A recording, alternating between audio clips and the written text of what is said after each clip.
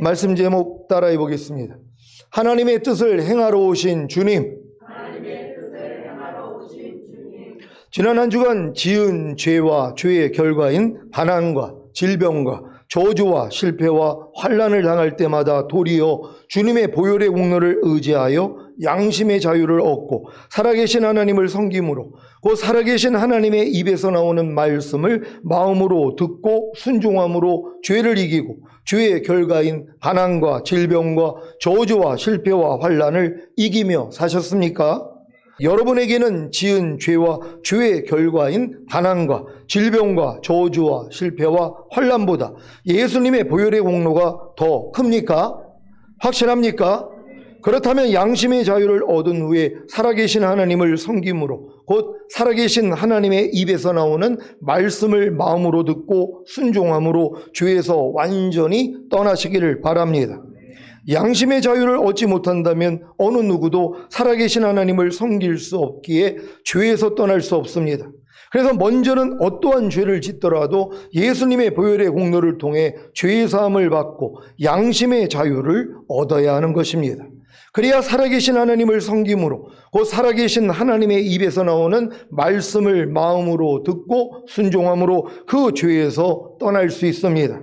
여러분이 짓는 죄가 문제가 아니라 예수님의 보혈의 공로를 통해 죄의 사함을 받고 양심의 자유를 얻지 못하는 것이 문제입니다. 도리어 죄를 지을 때 예수님의 보혈의 공로를 통해 죄의 사함을 받고 양심의 자유를 얻으십시오. 이것이 주님의 보혈의 공로를 인정하는 행위입니다. 그래야 양심이 자유로워져서 살아계신 하나님을 섬김으로 곧 살아계신 하나님의 입에서 나오는 말씀을 마음으로 듣고 순종함으로 죄를 이기게 되는 것입니다. 양심의 자유를 얻는 것이 얼마나 중요한지 아시겠습니까? 많은 사람들이 양심의 자유를 얻기 위한 나름대로의 방법을 가지고 있지만 죄를 지어 양심의 가책을 받을 때 예수님의 보혈의 공로를 통해 죄사함을 받고 양심의 자유를 얻는 것이 최선입니다. 왜 양심의 자유를 얻어야 합니까? 양심이 자유로워지지 않으면 살아계신 하나님을 섬길 수 없기 때문입니다. 살아계신 하나님을 섬길 수 없다면 살아계신 하나님의 입에서 나오는 말씀을 마음으로 들을 수 없기에 순종할 수도 없고 그로 인해 죄를 이기지도 못하는 것입니다. 히브리서 9장 14절입니다. 다 같이 읽습니다. 시작. 하물며 영원하신 성령으로 말미암아 흠없는 자기를 하나님께 드린 그리스도의 피가 어찌 너희 양심으로 죽은 행실에서 깨끗하게 하고 살아계신 하나님을 섬기게 못하겠느뇨. 아멘. 여러분은 영원하신 성령으로 말미암아 흠없는 자기를 하나님께 드린 그리스도의 피를 의지함으로 양심의 자유를 얻었기에 죽은 행실에서 자신을 깨끗게 하고 살아계신 하나님을 섬기고 계십니까? 그렇다면 살아계신 하나님의 입에서 나오는 말씀을 마음으로 듣고 순종함으로 죄를 이기고 계실 것입니다. 살아계신 하나님의 입에서 나오는 말씀을 마음으로 듣고 순종함으로 죄를 이기는 비결이 무엇이라고요? 바로 영원하신 성령으로 말미암아 흠없는 자기를 하나님께 드린 예수 그리스도의 피를 의지함으로 양심의 자유를 얻는 것입니다. 양심의 자유를 얻기 위해서는 영원하신 성령으로 말미암아 흠없는 자기를 하나님께 드린 예수 그리스도의 피를 의지해야 하는데 언제 어느 때 예수 그리스도의 피를 의지할 수 있습니까? 바로 양심의 가책을 받을 때입니다. 여러분은 양심의 가책을 잘 받고 계십니까? 양심의 가책을 받지 못하면 예수 그리스도의 피를 의지할 수 없고 예수 그리스도의 피를 의지하지 않으면 양심의 자유를 얻을 수 없고 양심의 자유를 얻지 못하면 하나님의 입에서 나오는 말씀을 마음으로 듣지 못하기에 순종할 수도 죄를 이길 수도 없기에 살아계신 하나님을 섬길 수 없는 것입니다.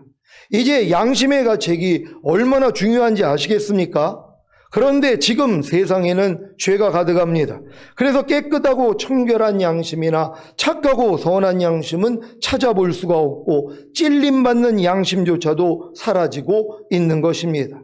이뿐만 아니라 양심이 더러워지고 약해지다가 결국에는 양심이 화인 맞음으로 믿음에서 떠나 미혹하는 영과 귀신의 가르침을 따라 이단에 빠지거나 교회를 떠나는 신자들이 늘어나는 것입니다. 여러분, 지금 아이들이 지금 찬양을 하는데 하나님 앞에 찬양을 한다고 생각을 하면 경건해지잖아요. 하나님이 이 자리에 계심을 여러분 믿습니까? 두세 사람이 내 이름으로 모인 곳에 내가 너희와 함께 하리라고 하나님이 우리와 지금 함께 계시단 말이에요. 아니, 그 사실을 아는데 어떻게 하나님 앞에 거룩하지 않냔 말이에요. 근데 이제 이런 것들을 양심의 가책을 못 받는단 말이에요. 모르니까는. 근데 이런 얘기를 해주면 뭐예요? 이제 양심이 움직인단 말이에요. 야, 우리가 지금 하나님 앞에 찬양을 한 게 아니라 사람 앞에서 했구나. 그러니까 어른들이니까 다 그냥 용납해 줄 줄 알고 이해해 줄 줄 알고 까불면서 찬양을 했단 말이에요. 근데 이런 얘기를 들으면 양심이 이제는 화인을 맞지 않으면, 이런 얘기를 해도 양심에 가책이 없다면 양심에 화인을 맞는 건데, 이런 얘기를 하면 양심에 찔린단 말이에요. 그러면 뭐예요? 회개하면 되거든요. 자백하면 되거든요.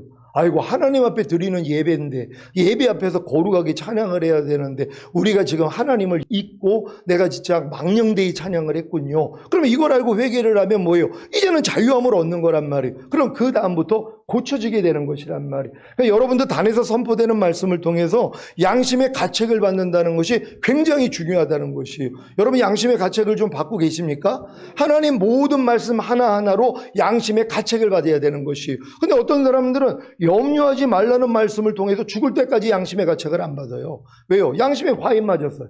염려하는 건 당연하니까. 그러니까 염려하지 말라는 말씀을 통해서 양심의 가책을 받는 사람들은 염려하지 말라는 말씀이 하나님의 뜻인 걸 알고 내가 그 뜻 가운데 순종하려는 마음을 먹어야 염려하지 말라는 말씀이 내 양심에 가책을 줄 수 있다는 것이란 말이에요. 그러니까 여러분이 하나님의 말씀을 순종하려고 하기 전에는 양심의 가책이 없어요. 그러니까 변화가 안 되는 것이란 말이에요. 그러니까 여러분이 먼저 양심의 가책부터 받는 여러분 되시기를 바랍니다.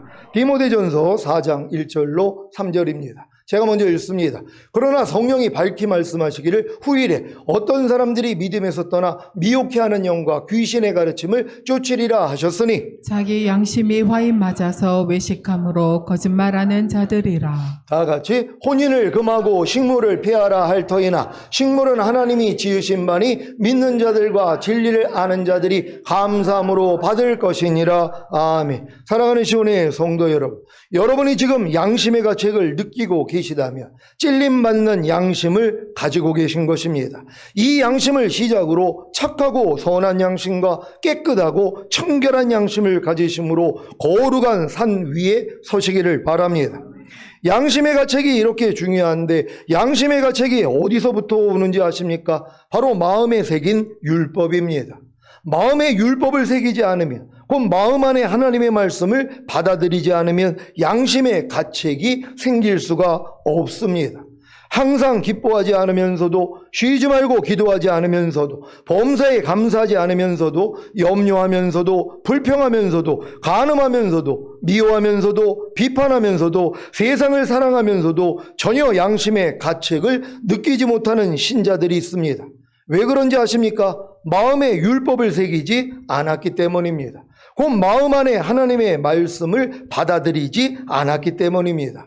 이들은 다 성령 세례를 받지 못한, 그 새 언약이 성취되지 못한 신자들입니다. 이들은 거듭난 영안에 거하시는 성령님을 자신의 마음 안에 왕으로 모시지 않았기 때문에 예수 그리스도의 마음을 아직 가지지 못한 것입니다. 그래서 하나님의 율법을 새 마음에 새길 수 없습니다. 히브리서 8장 10절입니다.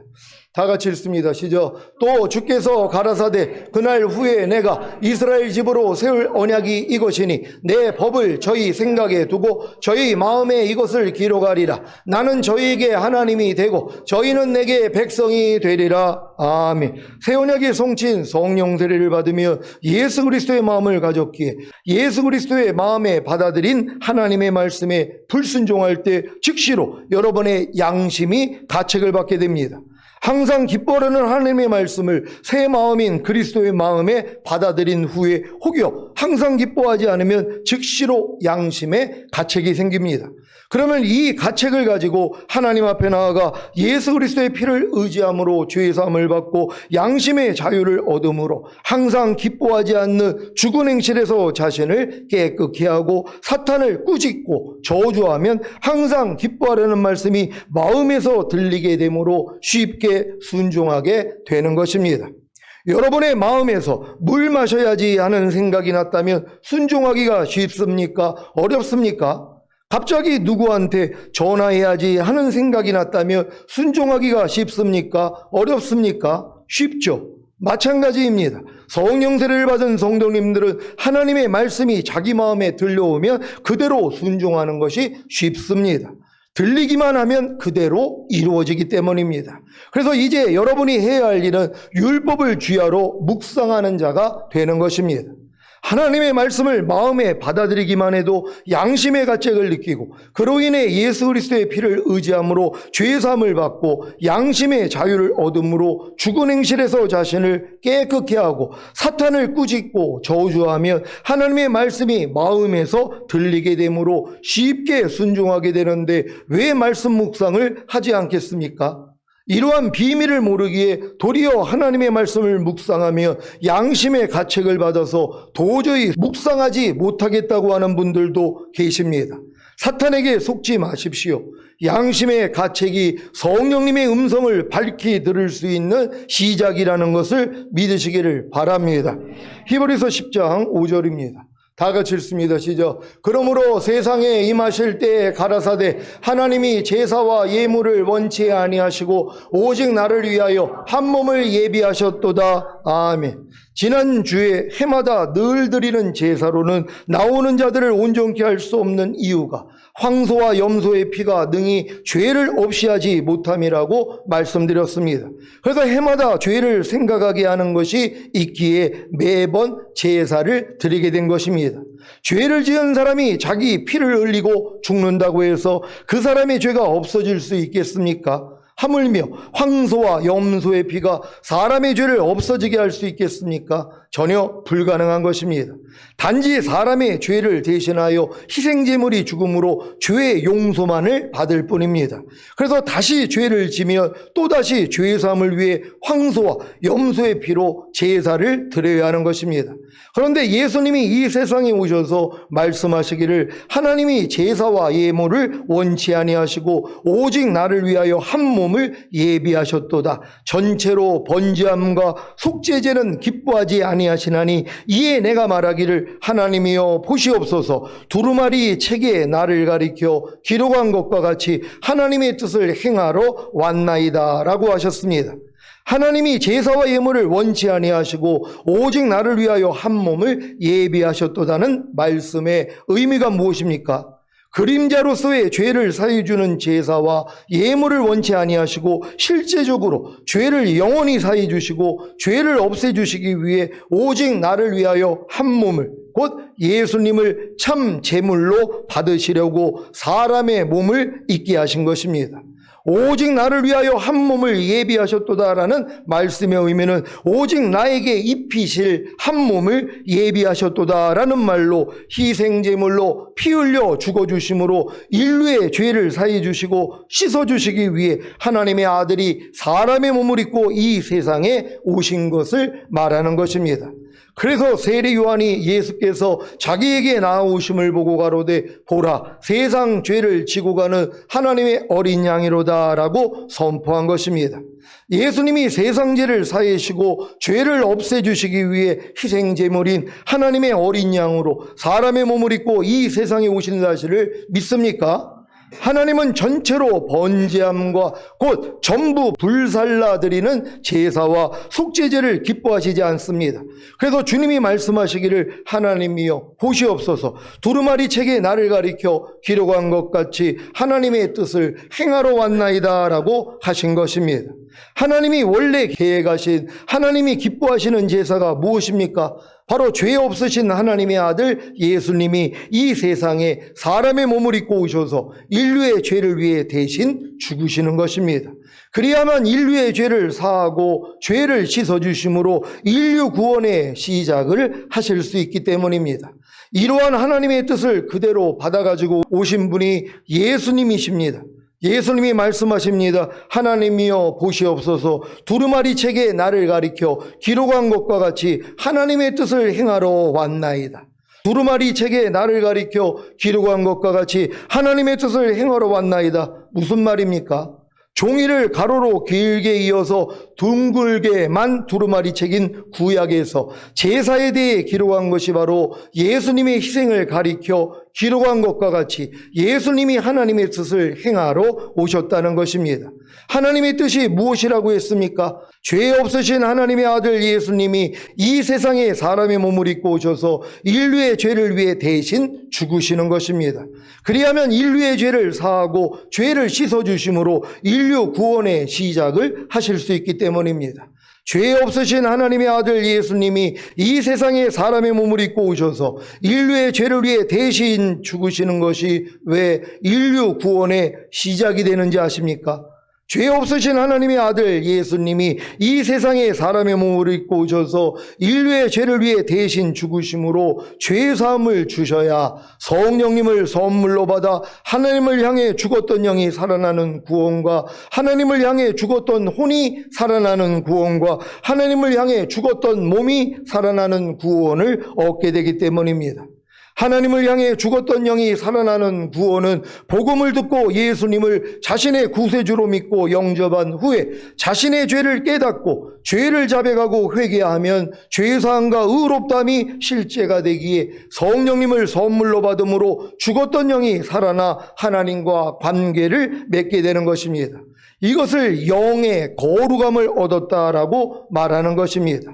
이 사실을 믿기에 죽어있던 영 안에 역사하던 사탄의 졸개인 귀신들을 성령님을 의지함으로 몰아내므로 영의 거룩함을 이루는 것이 영의 구원을 이루어내는 것입니다. 언제까지요? 주님 오실 때까지입니다. 그래서 죽을 때 아니면 주님 오실 때 영이 흠없게 보존되어 있어야 합니다. 하나님을 향해 죽었던 혼이 살아나는 구원은 영의 구원을 얻었음에도 불구하고 도저히 혼의 구원을 이루지 못하는 자신으로 인해 절망한 후에 거듭난 영 안에 거하시는 성령님을 자신의 혼 안에 왕으로 모셔야 합니다. 이것을 성령 세례라고 합니다. 성령 세례를 받아야 하나님을 향해 죽었던 혼이 살아나 하나님과 관계를 맺게 되는 것입니다. 이것을 혼의 거룩함을 얻었다라고 말하는 것입니다. 이 사실을 믿기에 죽어있던 혼 안에 곧 생각과 감정과 의지 안에 역사하던 죄와 불의와 불법과 모든 비진리와 악들을 성령님을 의지함으로 다 몰아내므로 혼의 거룩함을 이루는 것이 혼의 구원을 이루어내는 것입니다. 언제까지요? 주님 오실 때까지입니다. 그래서 죽을 때 아니면 주님 오실 때 혼이 흠없게 보존되어 있어야 합니다.